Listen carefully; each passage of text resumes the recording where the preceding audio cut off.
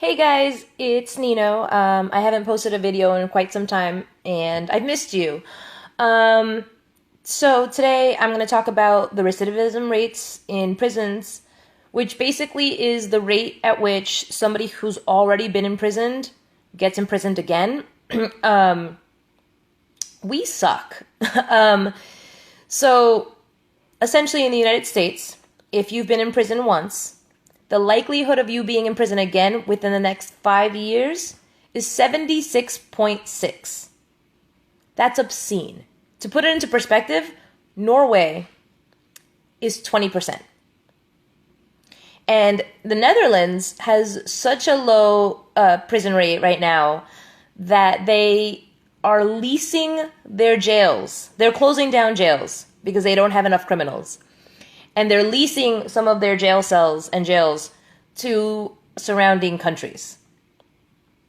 So why is it that the United States has more criminals and repeat offenders than any other country, or many other countries at least, right? It's a complicated question. There's a couple of factors. In Norway, in the Netherlands, one of the attributing factors is that their population is a little bit older, so they think maybe because the population is older, they're less likely to commit violent crimes or to do anything. There's a few exceptions, but for the most part, violent crimes are down and just crime in general is down. And they believe it's partly because there's an older population. Fair. Here's the thing, though. Ours is so obscenely high, it can't just be explained away by age. So to put it into perspective, many years ago, when the first Clinton was in office, we were at a deficit as a country, and many people attribute a rising in the economy to Bill, which he did. He did help in that way, but one of the things he did was to privatize some prisons. And I've talked about this a little bit in passing in some other videos I've done. That is so insanely dangerous, right? And it's been in the news recently because now the federal government won't use these privately funded prisons, right? Which is great, but they don't just go away. The states are still able to use them.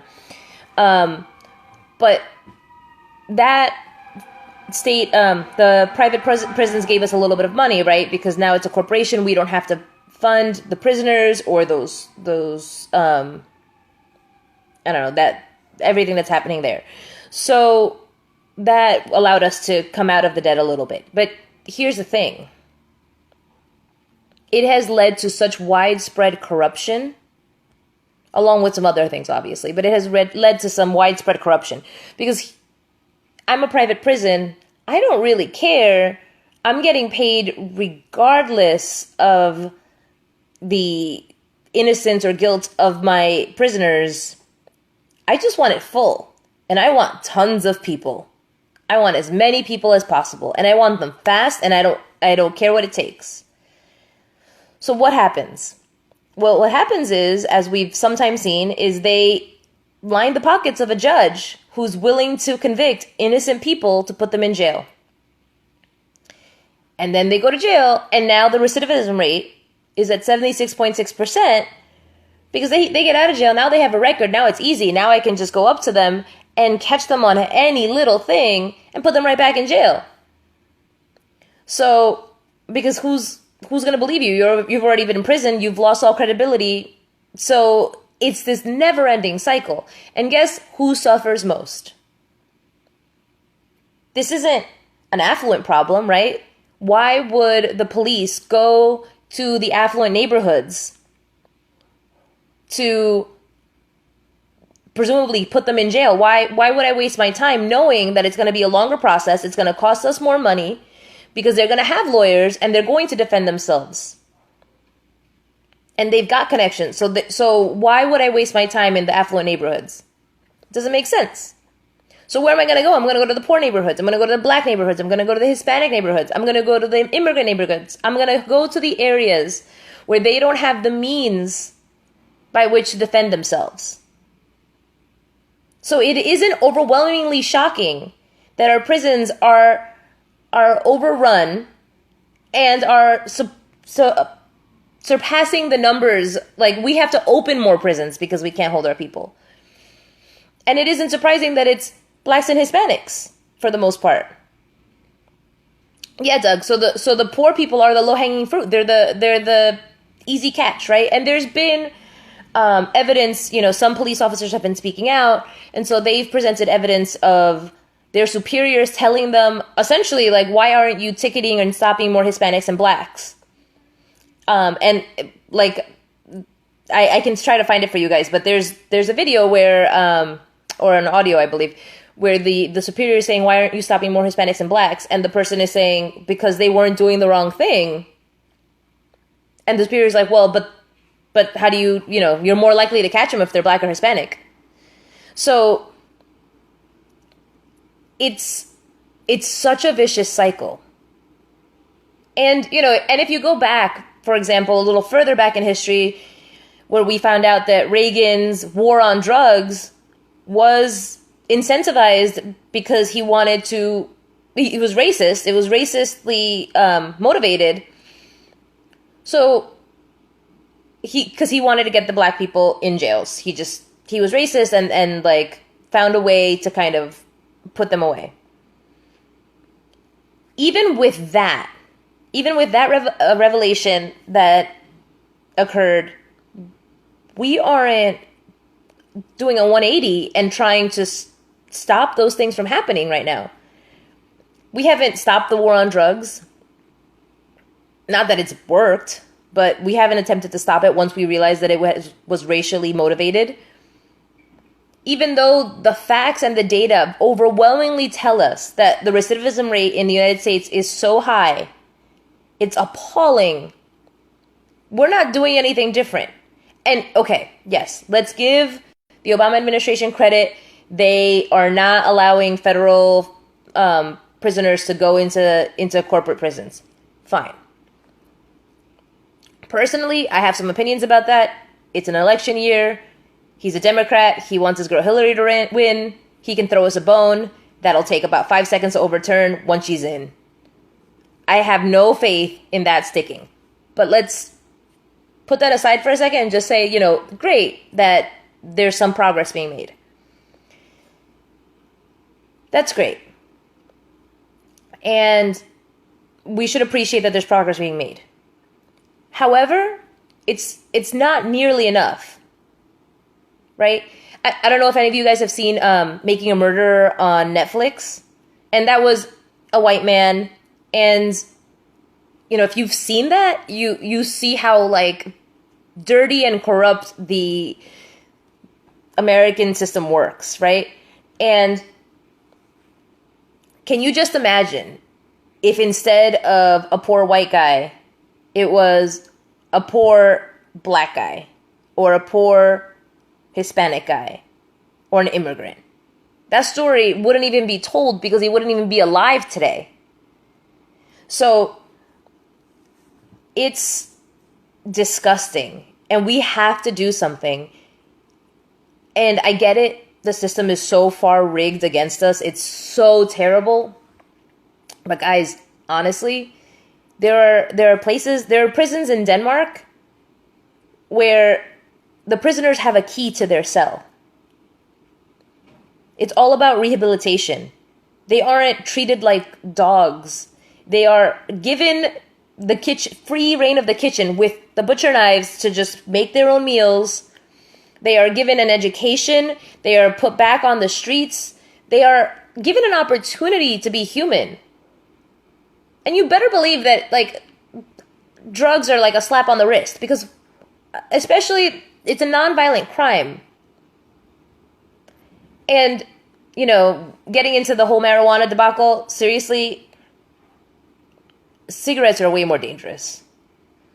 So this whole ridiculous notion of punishing our prisoners, we are, as a society, dehumanizing each other.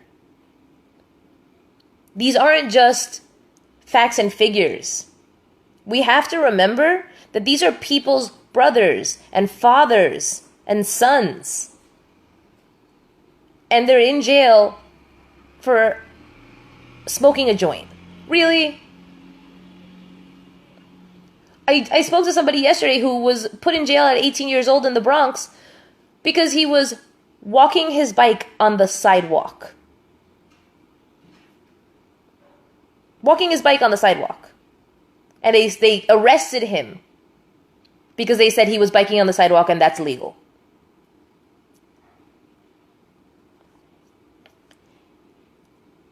I don't presume to know the law, but to me, walking your bike down a sidewalk at 18 years old in the middle of the Bronx sounds like a waste of a cop's time.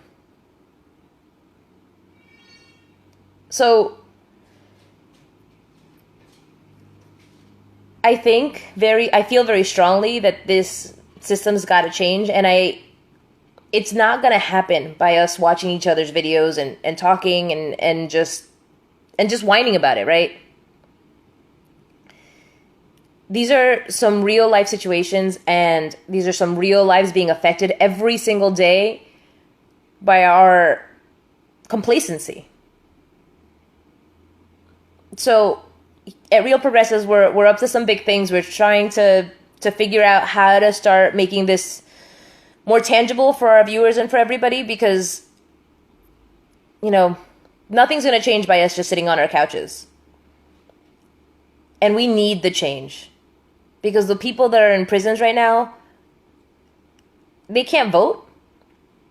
And isn't that convenient that now that since they can't vote, they can't fix the system that has wrongfully, in some cases, put them in there, or, address some of the inhumane living conditions in there. So stay tuned, guys. Keep listening, keep watching. I'm going to be on more consistently at least once a week, Sundays around 10, like now-ish. So keep watching, because we are building a movement. The revolution started with Bernie. We all know that. But it's not dead. It's not over. No matter what Bernie does from here on out, our revolution is great, and we're going to keep our eyes on that. But no matter what Bernie does from here on out, we're building a media revolution as well, because we want to keep you guys informed. It's not enough to watch the CNNs and the MSNBCs of the world and just be fed the propaganda bullshit that they spew. Stay tuned, because this isn't just going to be news. This isn't just going to be reporting and whining to you guys. We get to build an actual movement, to get our feet on the ground, to make shit happen. It's been too long that our fellow citizens have been suffering because we haven't known what to do. So I'm not going to lie to you. I still don't know what we have to do. But it's something. Because this is some shit. It's inhumane, and it's unfair, and it's enough, guys. We got to do something. So, all right. Love you guys. Till next week. Hopefully sooner. Bye.